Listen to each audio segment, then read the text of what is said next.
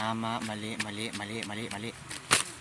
Oh, kaninong papel to? Ang pangit ng sulat, di ko mabasa. Monica, papel mo, oh. Tubloy, bakit naman ganda yung pagkakacheck mo sa papel ko yan ng hahaba? May bulati ka ba sa utak?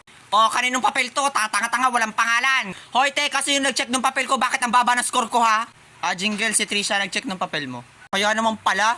Hoy, Trisha, oh, napakabobo mo naman mag-check eh. Pinaglihi ka ba sa piso wifi? Ulitin mo yan. Aray! Hoy, Jingle, tama ang pagkakacheck ko dito. Bobo ka lang talaga. Para naman kinahig ng manok yung papel mo, wakin ay. Gusot-gusot. O ayun yung papel mo. Galing ba yung gira? Wala akong mahanap na papel eh. Saka okay lang yan. Ikaw naman nag-check eh.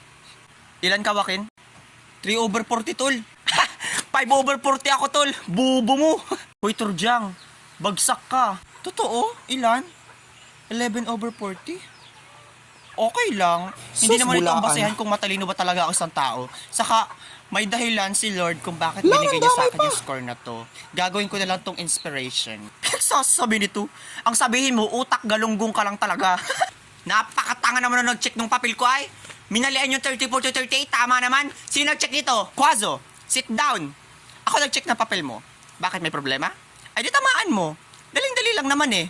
Grabe kayo. Alaso, yari ka. Alam nyo, araw-araw ako nagpupuyat para lang may ma-lesson sa inyo at saka may maibigay na exam. Ang pangit umiyak. Tas isang pagkakamali ko lang gaganyanin niyo ako.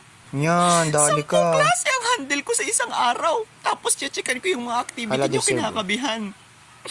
Quazo! To the principal's office now!